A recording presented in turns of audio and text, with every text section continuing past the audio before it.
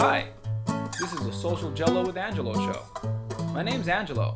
I'm a social scientist, surfer, martial artist, and a whole lot of other things. Coming to you live from Kasai City, Japan, the Social Gelo with Angelo show. Hey, what's up? Thank you for checking out Social Gelo with Angelo. If you want to support the show, just hit subscribe on the YouTube. That's awesome. Or you can write a review on iTunes under Social Gelo with Angelo. Today I have guest David Tavares, the author of Black Robe, the Kajukenbo connection. It was a great interview. Yeah, shared a lot of great stuff. Can't wait for you to check it out.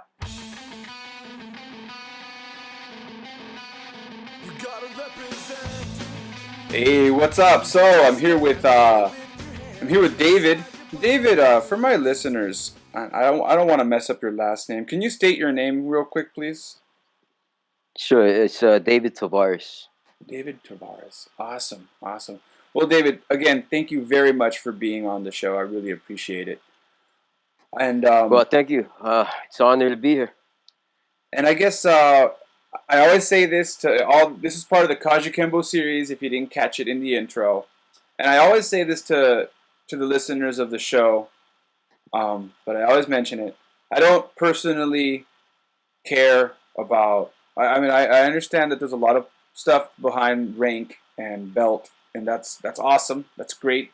But I don't really focus on a lot of that. But I still ask my guests that do martial arts to talk about what rank or title they have in their style. And in the Kajukenbo series, this involves whatever belt and rank you have in Kajukenbo. Would you mind sharing what your title or rank is in Kajukenbo? I'm an eighth degree in Chinese Kempo, and I'm an eighth degree in Kajukenbo through the ordinance Kajukenbo Ohana. But they say that eighth degree is a professor, but to me, I just like to be called David. I'm a lot more comfortable being called by my given name. I like that name. It's a good name my parents gave me. But that's the rank or the title that I have. Awesome. Well, I really appreciate you sharing that.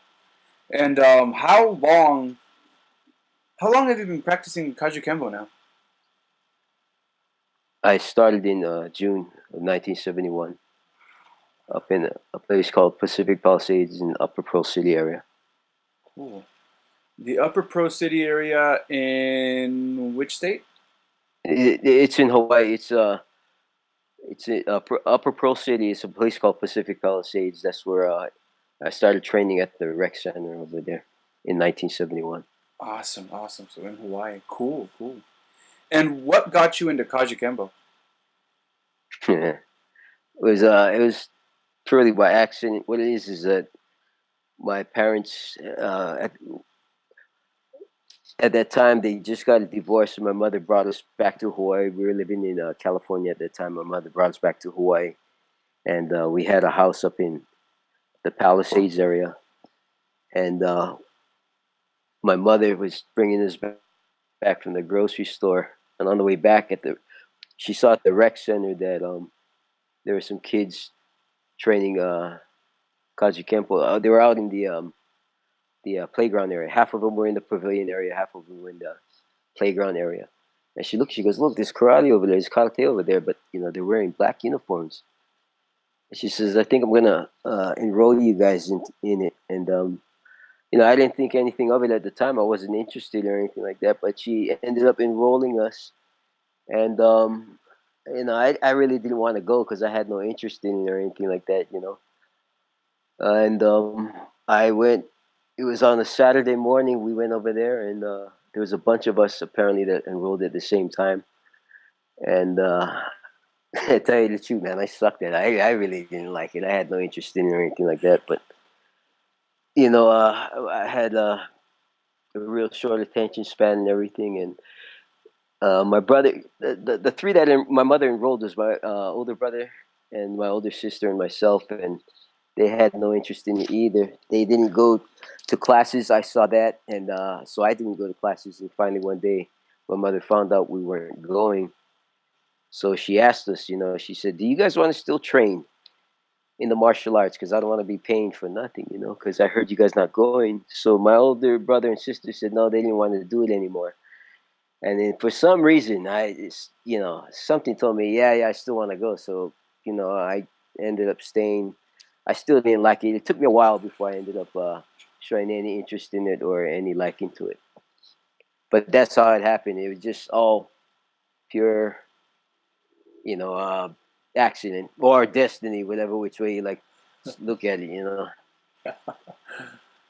Wow. Yeah, it's really different, right? Everyone has a different martial arts journey, Hmm. and how it kind of turns out. I guess when you're introduced to something as a kid, it's really different than when you decide to choose to do something as an adult, right? So it's like Hmm. there's like a different angle there. So you decided to stick with it, right? You said, "Hey, my siblings quit, but I'm gonna stick around and see where this goes." And who were you training under back then? It was the Gooding School of Self Defense, but the guy who was running that branch was a guy named Martin Buell, and we were training under him, but we were fighting under the Godin banner, under the Godin patch, and the Godin method. I don't know if you ever heard of Professor Godin, but that's the guy I wrote about in the book along with Joe Emperado. Yeah, yeah, yeah. Yeah. And that is something to mention. If I haven't mentioned it already in the introduction, which I will mention it in the introduction, one more time I'm going to mention it now. David is the author of. Let me get the book here so you can kind of see it. I know it's on the corner right here. I'm going to edit it in, but yeah, he's the author of the Black Robe, the Kempo Kajukenbo Connection. If you don't got a copy of it, I'm going to have a link to it in the video description. Um, but yeah, you do mention that in your book. You mentioned that you joined Army Gordon, and how I guess getting back to your journey, if you don't mind, you Hmm. you something at one point must have clicked, right? When did you start to? Yes. When did you actually start to enjoy the training, and what was it that kind of led you into that moment? Well, a lot of the instructors there, I don't know if they saw anything in me or whatever, but they were, particularly there was a guy named Gilbert Rogudo and Billy Takeuchi. They were both really, really good instructors. And like I said, I don't know if they saw something in me or they were just, that way with all the students, but they always encouraged me when I did started making improvements, and they always stuck with me. Even though they saw me, veering away or not paying attention like that, they would always try and hold my attention because I had a real short attention span back there, back then, and finally when I started to improve and I got all the encouragement, nobody really ever did that, for me as a kid. So I kind of like that, and all the people that were training with me, they all went to the same school I did. I ended up going to uh, I was new to the neighborhood and everything like that, so I didn't have any friends. But then when they were all training in the martial arts, I started hanging around with all the kids that trained in the martial arts, and it ended up through my whole from elementary all the way to high school. That all my friends were just all the martial arts guys that I trained with, and that's how I stuck with it was because of you know um, the brotherhood and even the competition level.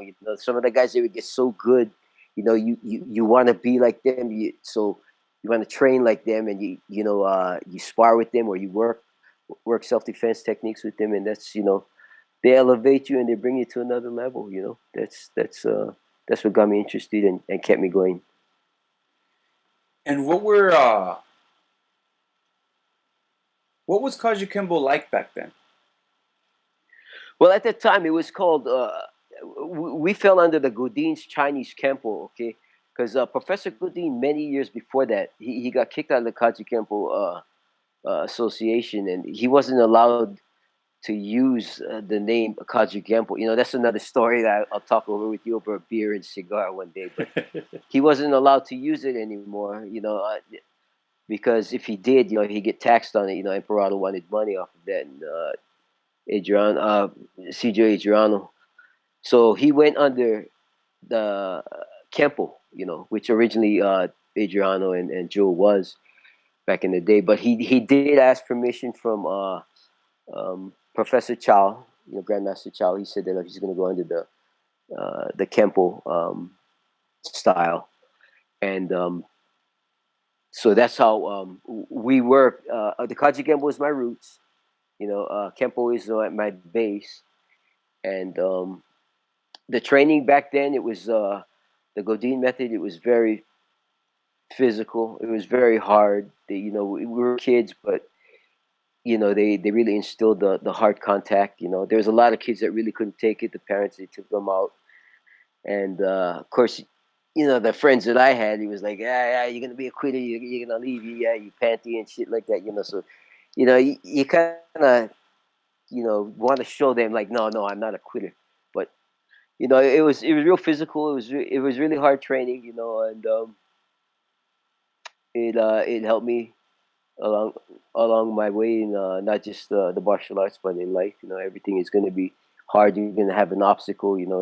It's how you deal with it when you face it, and that's what the training sessions are like for me. And coming from more of a, we're differentiating some of the politics behind this and saying it was, Hmm. at the time it was under a Kempo banner. But Hmm. what kind of techniques were you doing? Was it more striking? Was there more grappling? Were they mixing it up more, or what? It was a mixture, but there was the grappling was very limited. It was nothing like today. It was mostly the after you do the striking and the self defense techniques. We used to call them grab arts, and then after you take the person down, there was just a lot of uh, pounding with the fist, and hammer blows and elbows, and then you finish up with that big stomp, and then you get up, and then you get back into the fighting stance. So the grappling was very minimal, but they had a lot of joint locking and a lot of striking and kicks. Yeah, so it's just very like, I come from a Kajukenbo background, as I mentioned before. So again, Hmm.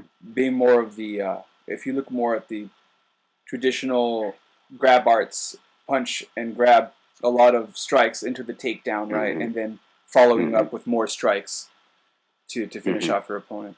And If I could add something, I'm sorry to oh yeah, oh interrupt no, you, please, but please, please do. what a lot of people do not know, okay, I got this from a guy named Grandmaster Jason Groff, who's a successor to Uncle Frank Ordonez. Because when I was interviewing and talking to Uncle Frank Ordonez, and Uncle Frank had told me that the guy who created that takedown, okay, back in 1949, he did this with the Kaji Kempo. He was the guy that added the takedowns with the striking on the ground. What they call today ground and pound is Joe Emperato's self defense techniques back in 1949. That's Joe Emperato's method back in 1949, and that is the truth. Uncle Frank would never lie or fabricate anything like that. How could he come up with something like that? So Joe Imperato is the man who what they call ground and pound today is the creator of that takedown. And because if you look at all the other traditional martial arts like karate or anything, it'd be just one takedown and one killing blow, and that's it. The kung fu, whether they did any striking after they took the person down or anything like that, I'm not sure. But Kempo, for us, that's what we did, the takedown and the striking, so the person could not get back up. And I didn't know this until I was a grown man. Yeah, and I know that I'm trying to remember. Like, I know that there was a Kajukenbo man. Did you hear about the Kajukenbo man in Game of Death? Did you hear about that? Well, that was Daniel Santo. He originally was Kempo with um, Ed Parker, and then he trained JKD with Bruce Lee later on. But I think that's the guy you're talking about. I think so. I can't remember the guy's Yeah, name. yeah. It's the one he came out with the sticks at first, right? And then he came with the nunchaku. I Is that correct? I'm trying to remember it. I'm trying to remember. I'm right now. I'm literally searching online because I Hmm. remember. I remember there was this documentary that mentioned it briefly about how there was a scene in one of the padogas where eventually the guy ends up doing like The The guy, Dance of Death is the called. Dance of Death. Yes, that was Yeah, it. yeah. The That Dance was of that was Death. Dan Santo. Yes. Yeah, yeah, yeah. Over the Yeah, guy, and they were trying to say like, and they were linking the idea that that came from originally came from Kajukenbo. So yeah, yeah. yeah. I thought that was a pretty cool side note on that. So, what was some of the going back to your story? What were Hmm. some of the challenges you faced in your training? Well, like I said, I had a hard time learning. I had a short attention span. It's just learning the katas and memorizing it, and the blocks, the strikes, the basics, and just the even the physical training part. I mean, I as a kid, the only kind of physical training I got was I played little league baseball back in California, but I mean nothing like what we were doing. The squats, and the staying in the horse stance for like 20 minutes, as little kids, 9 years old, and but like I said, the whole thing. I mean, especially the sparring, the combat. I never used to call it kumite back then, but I never really experienced anything like that, and um, but they would talk to me and tell me, it's everybody is nervous, when they get into a pressure situation, but you have to learn how to overcome it and really not show it. But it was just everything. It was a battle for me, and I always had the my martial arts brothers there to help me along, and my instructors, and that that's that to me was a lot of struggles that I went through as a kid, learning the martial arts.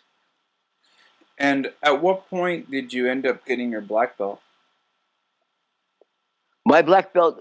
See, there's a big controversy in my ranking. What it was is, I'm glad you asked that question. By the way, and it'll take some time for my answer, but Oh, it'll be please, crystal please. clear. Yeah, Okay, as many details Professor. as you want.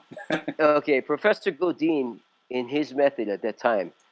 Okay, you could not wear a solid black belt rank unless you were the age of 18 years old. You had to have the maturity of an adult, a strength of a man, the strength of a grown woman. And as I said, the maturity of an adult. So they always held you at if you were under 18 at a junior black belt rank. So the tests were exactly the same. All right, the test was exactly the same. So I was. Did you just sneeze? Yes. No, I Yeah, coughed. Sorry. plastic belt. it Sorry. was a cough. It was a cough, but Okay. I'm good. Uh, Sorry. but anyways, I reached the level of junior black belt in 1974. I believe I was eighth grade. I was like 14 years old, and all the way from 74 till 1979, I held the junior black belt rank, and I left for the army in August '79, and then from there, I would work out with the other martial artists while I was in the army. But anyways, when I got back from the army, I did some boxing and I won the flyweight title uh, in 1983. And then a guy who once was my friend, who trained with the Godin system with me. He trained in like in 1969. I came in '71, but we were friends at one time. He opened up a branch under Martin Buell. Martin Buell had broken away from Godin before Professor Godin's incarceration. So he was like under this thing. It was called the Universal Kempo Karate Association. So he said, David, I need help teaching at my school, because I got students and there's not enough instructors there. So I was like, oh man, shit, I don't want to go back under Buell. I don't want to listen to his shit, because I had a fallout with Buell, and he goes, no, no, no, you'll be with me, and eventually I'm gonna break away and be my own guy and everything. So I said, all right. So I said, well, what am I gonna do? If, if I put on a black belt, Buell's gonna be all, have a hissy piss fit, So he says, just wear your junior black belt. So I was like, oh shit, I had to go look for my old junior black belt and put it on, and I was the oldest junior black belt in the martial arts. But anyways, the guy ended up breaking away, and then he told me, okay, you're gonna have to test for your black belt now under me. And I was thinking, oh shit, man. I mean, you know, I you could call it conceited or what, but I was thinking like, God, I got black belt level. I proved that back in 1974. I did the test, and I won a boxing title and everything. I thought, maybe that would, I can do all that. He goes, yeah, well, you're gonna have to do it under my system. So I went through his shit. I got my black belt, and then through his system, and I kept teaching at his school. There was a fallout between me and that guy, and when I left his school, he sent me a letter saying, "Give me back my black belt." And in fact, I wrote I wrote a chapter in the book about it. And I said, "Well, take your belt. You can have it. I don't want to be associated with that guy. So it ended up, I still wore a black belt. I mean, it's just like I think you agree with me that the black belt, it's what you wear. You have to uphold it. You got to have the skill level to back it up. I mean, that black belt is not gonna fight for you on the street. If you're not worth the shit, that the guy who's gonna mug you is gonna take that black belt, wrap it around your neck, and tie you from a freaking tree with that. You got to be able to uphold that rank and have the skill level. But anyways, good Professor Goodine, he had heard what happened. He said, "Hey, you know what, David? He recognized me and he signed the certificate, saying that, I see you as a fifth degree level. You go ahead and you wear the black belt and you're fifth degree. So my black belt, to be recognized, by, I guess, you want to say legitimately or whatever, through bloodline level, it was through Professor Goodine many years after I joined. Like you're looking at like in the 90s. So it took me like about like 35 freaking years to get a black belt. I mean, legitimately on paper and everything like that. But, the people that I trained with, they saw me as a black belt back in 1974. But if, you're still going to have those pencil pushing, pencil geek guys that'll say like, nah, that guy, he's nothing. But I mean, I don't give a shit. But that is my lengthy story of me getting my black belt. Now that's you hit on a lot of different points that I wanted to talk about with you. So like that's why I always mention about the rank. Like for me, and again, before I speak my opinion, I just want to say this is just my opinion. They're not. You can take with it what you want, but the black belt, once you've earned it, once you've done whatever it needs to get done to have that put around your waist, I think there needs to be a very big clarification between someone who was awarded a black belt in whatever style, and I don't care what style we're talking about here. This goes across styles, because this drama goes into even Brazilian jiu-jitsu. And as you know, I cross-train, right? So I train with the Gracies. Yes. Under the Gracie Barra banner. And they've had a problem even in jiu-jitsu with these people, these quote-unquote fake black belts. And you see this online. You see this online quite a bit. Fake black belt gets destroyed by real black belt in tournament. You look that up, you'll see a bunch of them. And in some of the videos, legitimately, it's some moron who bought their black belt on Amazon or ordered it online and then thought they can go into a jiu-jitsu tournament and compete and get their ass handed to them. But in some cases, they actually are legit black belts that got awarded their black belt. They just were completely outskilled in that. I mean, they're going up against a world champion. I mean, I don't know what people who don't do martial arts may not understand that. Like, when you have a black belt, you try your best, you train hard, but once you're in competition, like there's a lot of strong people in this world, and you may end up in a situation where you are outclassed by another person who also holds a black belt. A black belt does not make you a superhero, like. That is correct. You do have some skills there. There's good skills behind it. But there should be a differentiation, I want to say, on the internet. When people say fake black belt, sometimes, for me, a fake black belt is someone who has bought and paid money for their black belt. Like someone who never trained, someone who never did shit, someone who just went online. Because I've met people like that. I've literally met people that never fucking walked into a dojo or anywhere in their life, and they just at home did some training, did some push-ups, watched some videos, and just ordered their black belt online and started going into tournaments. I've met people like that, legit frauds, and to me that is a fake black belt, in my opinion. Now, if for some reason there's drama behind someone, they really. No, go ahead. Oh no, go ahead. No, what I was gonna say, the people like that, they really make the martial arts look bad. They, when they go out there thinking that, that they are a black belt, they just really lie to themselves, and they go out there and just literally embarrass themselves, and they embarrass the art too. If people see that. Yeah, that's the thing. Yeah. They do see it, and now with the internet, they Uh huh. they really Uh see huh. it. So like, so Yeah. yeah, that's something I always want to clarify. Like, you went through some drama, but in my opinion, in at no point were you a fraudulent black belt. Like just to point eight, like yeah, you trained under a different banner than you trained under. You trained under the Kempo that was still a branch that kind of broke off from Kajukenbo, then back into Kajukenbo. But throughout your whole Hmm. story, there was never a point where you were like, well, I'm having some troubles here, so I'm just gonna go ahead and print out my certificate and order my black belt online. There was never that fucking point.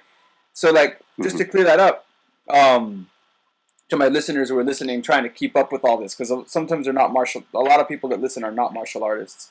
So Hmm. to those listeners, I just want to point out that when when a martial artist talk about a fake black belt, sometimes it will include this other thing that has to do with lineage and bloodlines. And that's a whole different political story. That's what I want to really clear up. That's a whole different Hmm. story as compared Yes. to what someone who doesn't do martial arts would consider a fake black belt, which is someone who just purchased their black belt. And then the second thing I wanted to say was I'm dumbfounded by the idea that someone can take away a black belt. I I don't want to get political here. I honestly don't understand it. Like I don't get it. I don't get it. I don't understand how if you trained, you earned your black belt, they gave it to you, you sign a certificate, they certify you as a black belt. I understand maybe them saying that maybe in a situation, a hypothetical situation where you do something really horrible like become some sort of mass killer or murderer, something really unethical. I understand an Hmm. association saying that we are disassociating ourselves from this individual. They don't represent Yeah. us as an association because of their personal acts. But even under Yes. under that situation, that person's still a black belt. They might be an asshole, but they're still a black belt Yeah. because they earned it. No, Like, yes, you are correct. They did earn the rank, and they already got the knowledge, and they got the skills that nobody but God can take away. I understand what it is you're saying. If they would have said, like, in our system, you're no longer recognized as a black belt, but I had this. I'm glad you mentioned it, Angelo, because I kind of mentioned in the book that there was this guy that trained with the guy that I trained with this guy. Okay, the guy's name is Lee. Yeah, well, Lee, when I left that school that I was teaching at, okay, the guy's name was Vieira. I was teaching for, but anyways, he was saying like, "Oh, who are you gonna get your rank from now?" And I was like, I don't give a shit. I'm not looking for the rank." But I said, "Hey," he says, "Well, nobody's gonna legitimately see you as a black belt." Again, I was thinking like, how in the fuck is that gonna be? Because they see me in the tournaments already. They see me in the martial arts community. So he says, because you're not associated with anyone, and you have no legitimate, I guess, paper trails, to show that you are a black belt. But like, I, I didn't give a shit about that. Their thing is about rank. I'm about uh, skill level, being able to uphold the skill level, being able to uphold the rank, the character that goes with the rank, and so that's that is the conversation that I had with the guy, and my idea of of of the level of belt that you have, whatever you recognize that, or if people recognize you at a certain rank. I don't care what people really recognize me, but I was very flattered, and I was very honored that you know um Professor Godin, before he passed away, he promoted me at this tournament to a sixth degree. I put in the book fifth degree because I he promoted me to fifth degree, but I didn't have the certificate to show that I was a sixth degree because I lost it somehow when I moved, when I bought a house, and I ended up finding the certificate after up in the attic, after the book was published. But anyways, it was a long time. The 6th degree in the Godin system, it was the highest I got, and it was like years later that Uncle Frank, a Kajukenbo man, along with a guy named Jason Groff.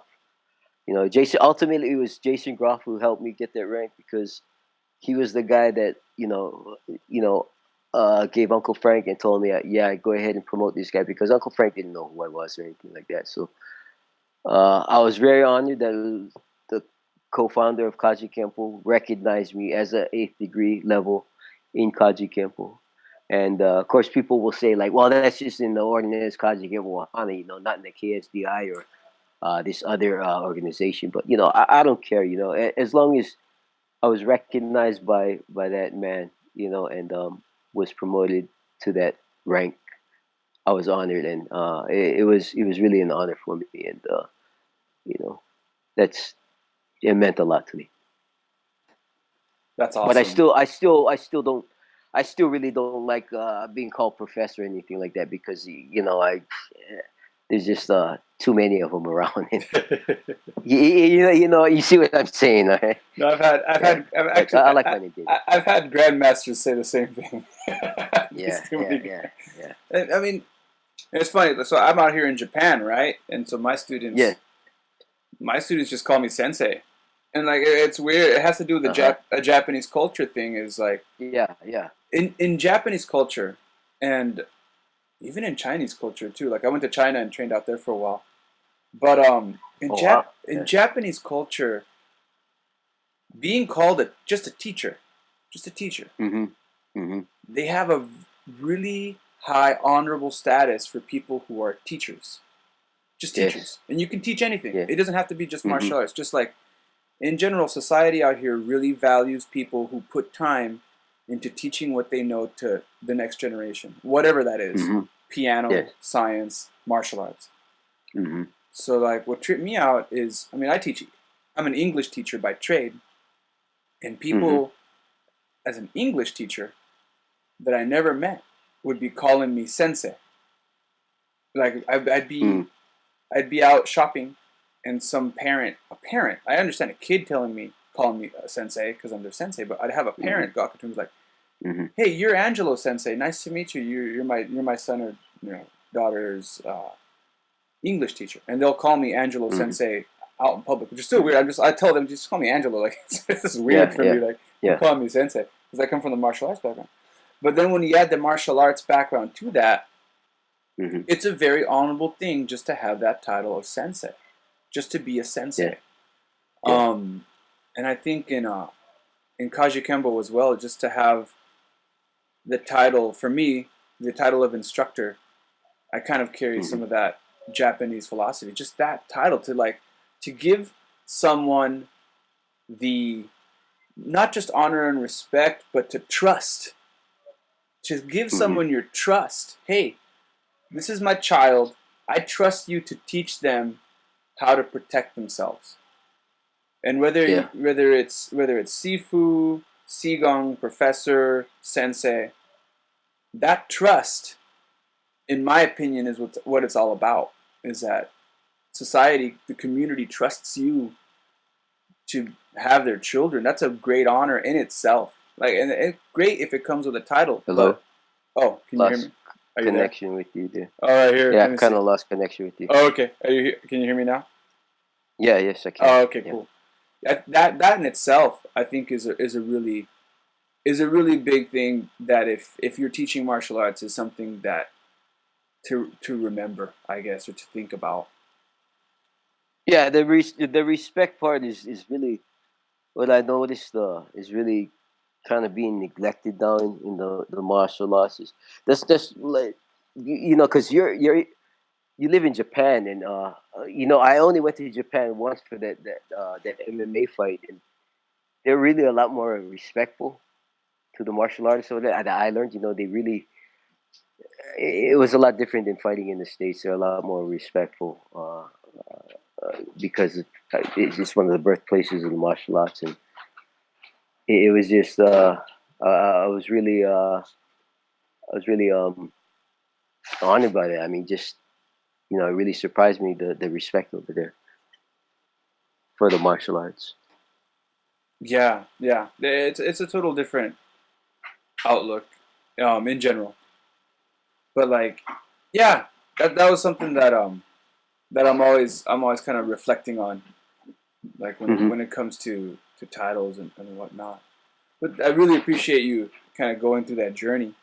So you ended up now you're doing your thing. Um, if you don't mind me switching gears a little bit, I kind of want to talk about your book. And Okay, go ahead. while we talk about your book, I'm going to try my best not to give Yes. away key points of the book because I want people to read the book to get those surprises and experience it the way I experienced it because I really did enjoy reading it. I like how you wrote it from a very relaxed perspective. Like, you wrote the way I'm talking to you right now, which I felt Hmm. like I was sitting in a room. For those of my listeners, if you pick up the book, you're gonna feel like you're just sitting in a room talking to David. That's exactly what it feels like, and I like that. I felt like we've already had a conversation. Just I was listening to you, and you didn't get to hear me say anything back. Oh, well, But that thank was, you. Thanks. yeah, it was. I like the way you wrote it. Um, Thank you. in the book, um, what would you say the book is about? I don't want to say it. I'm going to let you say it. What would you like to tell my Uh, listeners? What's the book about? the book mostly it focuses on what happened at night back in 1958, on Memorial Day weekend, when Joe Emperado he got fatal. He got stabbed and it took his life. Professor Godin was with him that night, and there was a lot of bad narrative um, on what really happened. I think a lot of people they went by what was written in the newspapers. That's what they went by, and I believe, this is going to cause a lot of backlash too. I believe CJ was the same way. I really don't believe that he really knew what really had happened to his brother. Because I'll get back to it, but since I'm on this point, because I got a chance to speak with Michael Emperado, who's the grandson of CJ, and he had told me, he read the book. He said, David, for many years, we never, nobody knew what happened to our uncle. We never knew what really happened to him. A lot of times we couldn't even talk about it because it was such a taboo subject. And the other granddaughter, Gwen, said, what do you think that was, David? And I told her, I said, sweetheart, I think it was because they really don't know what had happened.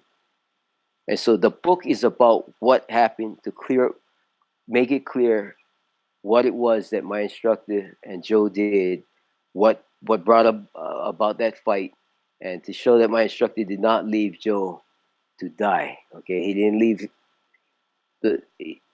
him to die with three guys, on him. And to do that, I had to talk about who my instructor was, Walter Godin, what his background and when he started training, his beginnings, his Kajukenbo beginnings, and just a little bit of in betweens of what happened. I tell about what his beginnings, and all the way up to uh, a certain point when he was in a white belt. I won't give that away, but in order to know who Professor Godin was, I gotta tell a little bit about myself, the guy who's telling the story. So I just gave a little bit of my background of who I was, where I came from, talked about my instructor, talked about Joe Emperado and what happened that night. And I wanted people to know what had happened and exonerate my instructor from the Kajukenbo world, to show that what was being told to them or was not being told to them all these years, it would clear his name. I mean, my instructor passed away back in 2001, many years ago, but he always told me that he can defend himself. He didn't give a shit. I mean, Professor Gooding, he was a guy who just said that it was what he go. I don't give a shit what people think about me. He says, but it's my family who carries my name. I don't want them to have that tag that oh, Godin, the guy who ran and left you to die. So I did that to clear the Godin name, clear my instructor's name, and anybody who trained under the Godin bloodline, that their name is clear too. That my instructor, he stayed and he fought. and he he fought to save Joe's life. And it's not my story; it's the story that's written on the police transcripts. You know, what the witnesses say, what the three assailants say. You know, and that's what it is. It's just all facts, and it has the aftermath of what had happened, the verdict of the court, and what happened to Shimabuku, George Shimabuku, the guy who had stabbed Joe, and the two other assailants, and what happened to them. I even tried to get an interview with George Shimabuku back in 2002, I think it was. I showed the letter inside there, inside the book, and apparently I found out that there's another Kajukenbo grandmaster that I guess he read the book and he wants to get an interview with George, and George is still alive. He's about 83 years old right now, but he doesn't want to talk to anybody, and he never will. He's he's a born killer, and I don't think he'll ever change it. I mean, he has to face God with that, with what he did, all the lives that he had taken. Yeah. That is what the book is about, and a little bit of my experience. You know, I talk about a little bit of the Japan experience. You know, not as a bragging thing, but to show them that I was age 47 when I did that, and a lot of people um, they start to fade away, or they break away from the martial arts because they figure that they're too old. I wanted to tell of my experience, and maybe to inspire them to keep going. You can push yourself beyond your limits. As long as you train with the right people, and people encourage you, and you know you can still do the martial arts even at an older age. Now that it inspired me, man. I'm 38, and as you know, like with modern day UFC and MMA, Hmm. the 40 man, 40. Hmm. 40 is the new 50, I guess. So like 40, Yeah, yeah, 40 is yeah, when they're already your coaches and your team will start pushing you to start retiring around 40. So yeah, like yeah, so yeah. like Well, see, those yeah. they keep constantly fighting, so there's a lot of wear and tear on their bodies too, and they get shop worn and all that. And so I think that they have to, like mine, it was just a one time thing. I was going to see, like, I gotta win one more time. I want to go out one more time as champ. But I fell short, but I put a pretty good fight. I got respect from my opponent, who was like 26 years younger than me, and the people up there, the Japanese promoter and the fight doctor, they uh they shook my hand. They told me, good job and everything. So I, That's I good. felt good about that. Yeah. No, that story is inspiring, man. It is. Like I said, it inspired me. I'm being told to retire soon, and it made me feel like, you know what? I still got some time left. I still got some time left. Well, I still got some I time hope you left. do, man. All right, that's good. I'll tell you something. What's pretty funny, Angelo, is at that time, Randy Couture was the oldest fighter in the UFC. At that time, he was like 43 years old. He was still fighting, and I said, I'm gonna see if I can, do it. I was at 47 at that time. And then I came back. I was thinking, God, I don't think anybody's gonna break this 47. Competing at 47. And the next year, Tommy Lamb, he brought up another team up to fight in Japan. He brought this 48-year-old guy, and the 48-year-old guy won. I was thinking, God, my record was broken like real quick, man. I guess records are meant to be broken, man. Yeah, yeah, So they are. They are. yeah. But still All right. inspiring, Yeah. inspiring nonetheless, man. Still very inspiring. All right. Yeah, Thank you. that's. I'm glad you put that in there. And another thing I'm going to repeat to my listeners and to anyone who's going to check out the book, it was very objectively written. He only states what he just mentioned right now. The research for the book, he puts transcripts. You read the transcripts. You come to your own conclusions off of that. I came to my own conclusions. I don't want to talk about it because I don't want to ruin anybody who wants to read the book. But I do encourage you to read the book and just read it and come to your own conclusions. Just it's stated in a very factual way. There's no hyperbole, so just check it out and go from there. Is my recommendation. Yes. Thank you for that. So David, kind Yes. of getting ready for a few of the wrap up questions here, man. What are your All right. plans for the future? What do you want to do? What are some of the things you want to do your martial arts? What are some of the things you want to do for Kajukenbo? What are your plans? Just keep training, keep learning, try and teach every once in a while. To keep the sword sharp. That's all you can do. People don't understand. We're not masters of the martial arts. We're students of the martial arts. It's a continuous learning process. I mean, it's just like a doctor. Doctors, they call them practice. They're practicing medicine. We're still practicing martial arts. We still strive to master it, knowing that we'll never reach it. Never reach perfection, but we still strive for it. That's my goal, is just to keep doing those things. And what's your advice for someone interested in martial arts training who's never done any martial arts? Like, what kind of advice? Because a lot of people listen to this, and some of them aren't martial artists at all. So, what's your advice for someone who's kind of dabbling? They might be listening to this podcast thinking, I like this podcast. I've been thinking about training, but I don't know. What's your advice for someone like that? But it depends on what their goal is. Be it at the competition level, or if it's a spiritual level, or self defense. It's what they're looking to get out of it. It's just like searching for a car. I don't think that they should go to find a martial arts school and then join at the first one that they see. You got to look around and see, because to an untrained eye, any you can look impressive, but you have different martial arts schools. Look at the instructors.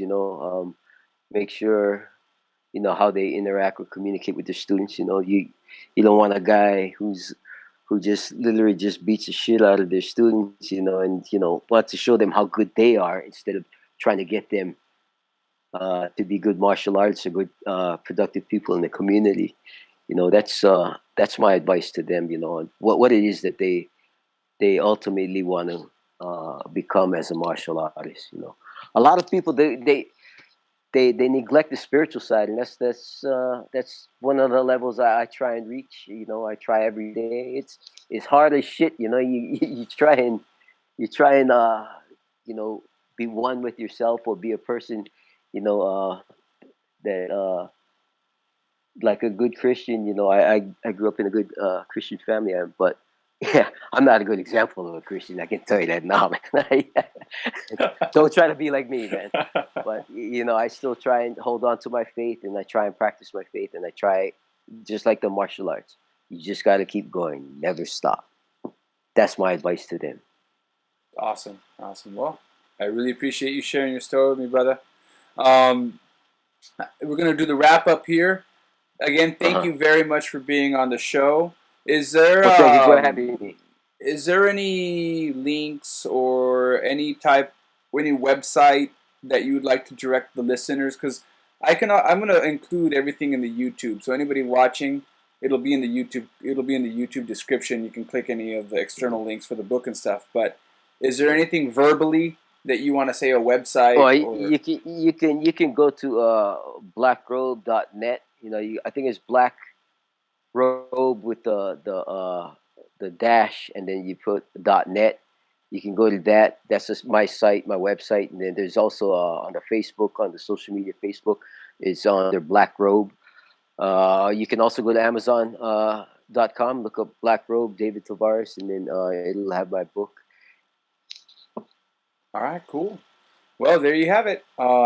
Check out blackrobe.net, and for my listeners, stay tuned for the wrap up. So that's the interview, and this is the wrap up. Thank you very much for checking out Social Gelo with Angelo. As you know, I've been getting into some comedy. If you want to check out some of my jokes, you can jump out on the LOL Lounge playlist. Has some of my stand-up. I performed some stand-up last month, and it's something that I'm getting into. If you also want to learn more about the show, www.socialgelo.com. If you like what you heard, go ahead and hit subscribe. If you want to be on the show, feel free to send me a message on Facebook, or email me, or even comment right here on YouTube, and I'll get right into you. All right. Catch y'all later. Peace.